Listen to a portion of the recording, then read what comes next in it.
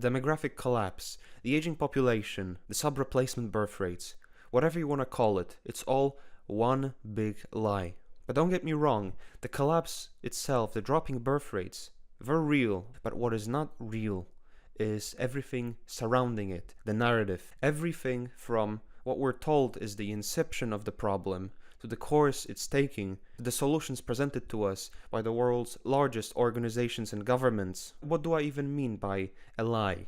Everything the general public is told about the demographic collapse is, in the best case scenario, just an omission, and in the worst case scenario, a complete falsification, a made up reality forced onto the general public. And by the laws of politics, where there is a concentrated effort to shelter the truth, there is malice that motivates such a state of affairs. First of all, demographic decline is nothing new in human history. We've seen in vivid detail what happens when, through famine, pestilence, and war, human populations collapse, being whittled away until only a core few remain. The Black Death, the Mongol invasions of Europe, the collapse of the Roman Empire. It's not unprecedented.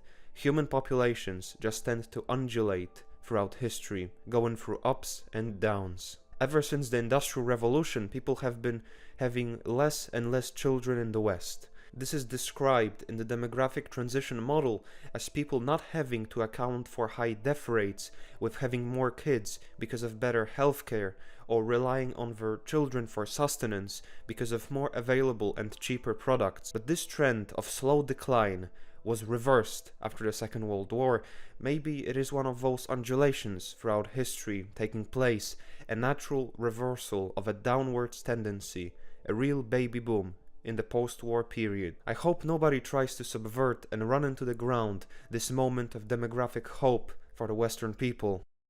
Right as Western population started increasing, there suddenly appeared many researchers, so-called experts, and organizations like the Club of Rome that suddenly, out of thin air, try to convince the world that overpopulation is an actual threat and that Western birth rates need to go down. They maintain that if the world population keeps on growing unchecked, that we're going to experience what's called a Malthusian collapse. This meant that global populations will not be able to sustain themselves on the resources and supplies that are present at this point on planet Earth. And this would in turn cause turmoil and chaos as we fight over diminishing resources, in turn causing a complete societal collapse. This movement went from a complete academic fringe to the forefront of political and ideological discourse at the time, and the scope of its operation was unseen before.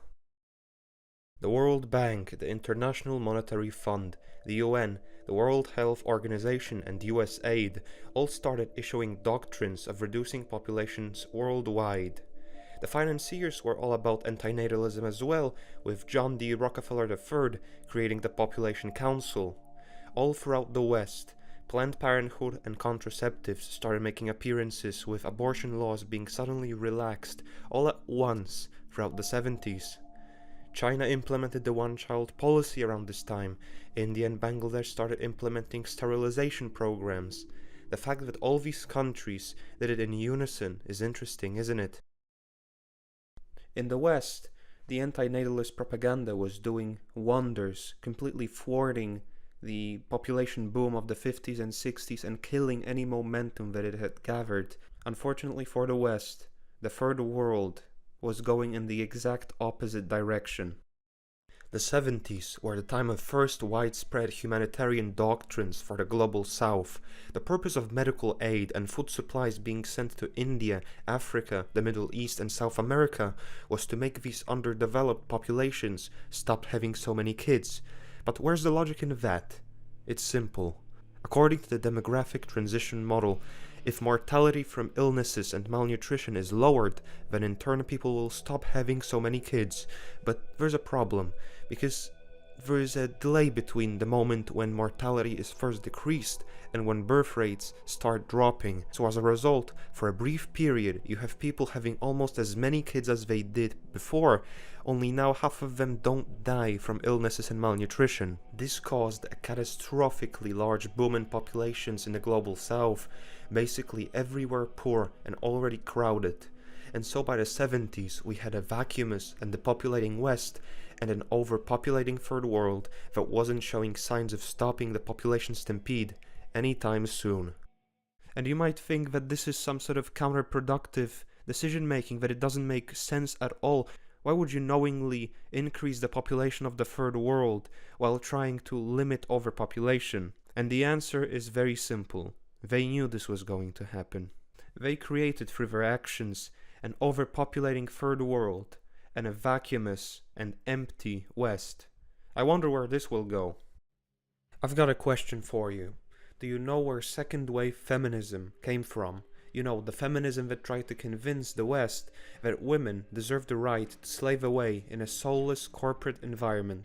As I've said, the West has been depopulating ever since the world's biggest governments and NGOs started the antinatalist doctrine. This had predictable consequences as the world economy relies on steady and constant increases in production, employment, and consumption. Falling birth rates mean a smaller workforce. A smaller workforce means less production, less consumption.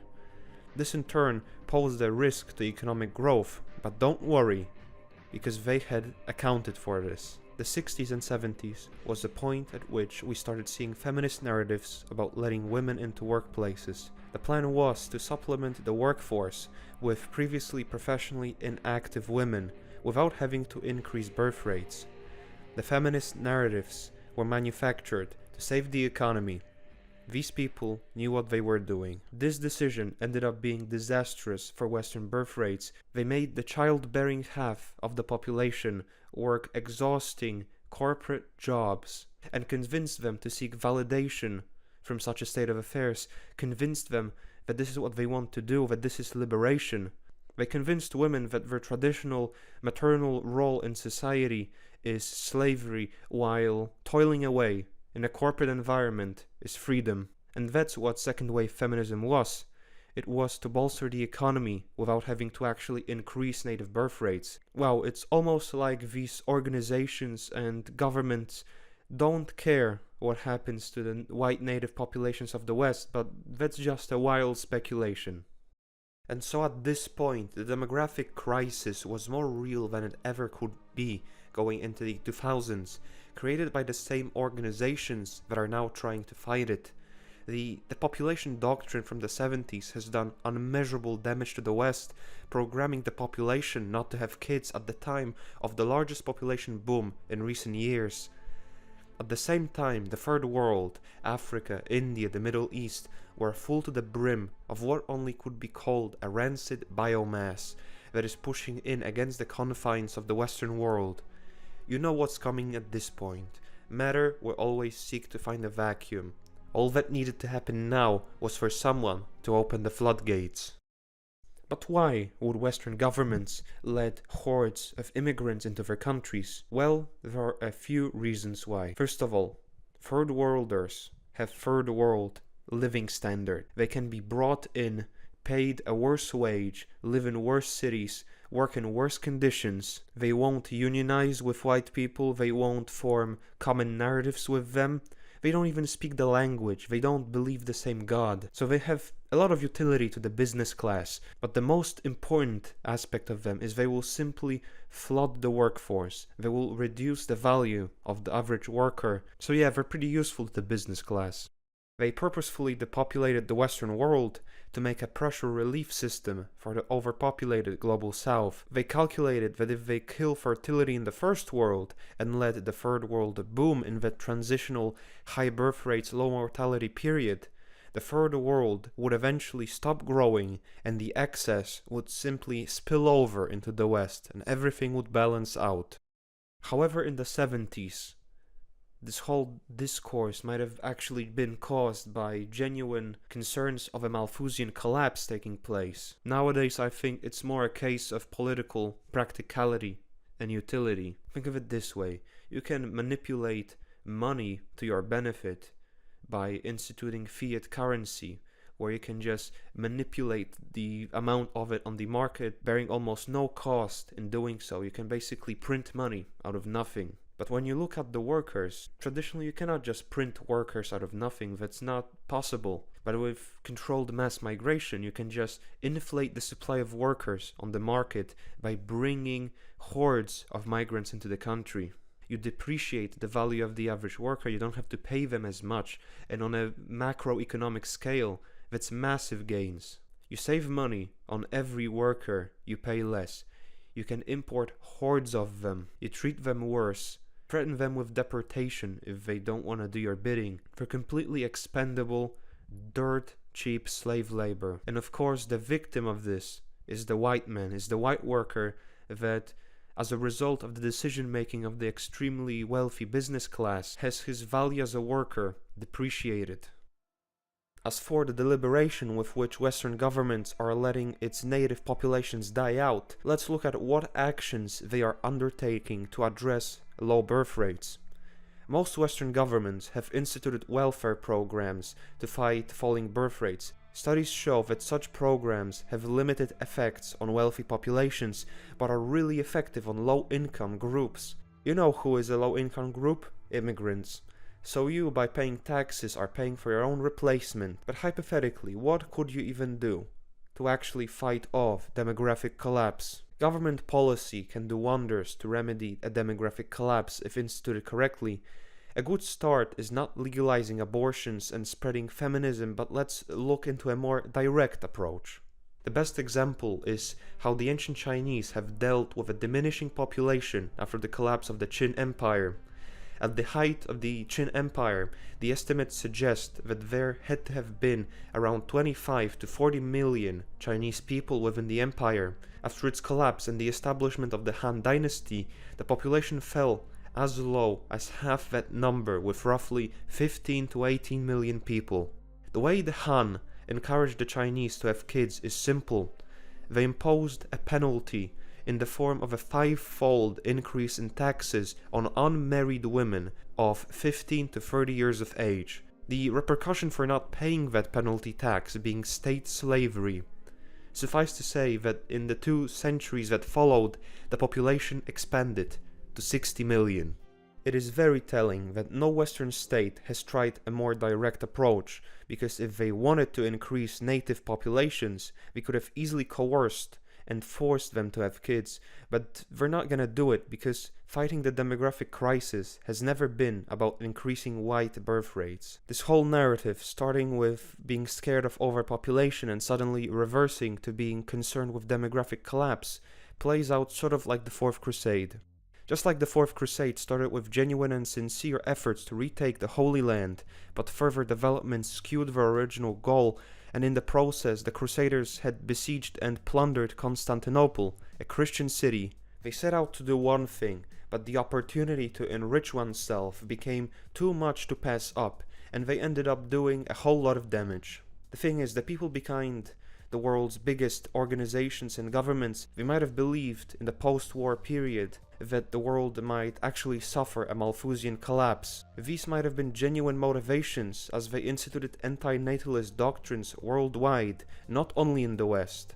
So we know that this wasn't some vindictive thing against just white people, as it ended up being later down the line, but as they realized they're going to either way balloon the third world population, according to the demographic transition model, they realized its utility and started incentivizing mass migration into the West. And as for the plight of the white people, if you know who is in charge of the most important governments and organizations in this world, their dislike of Europeans comes as no surprise.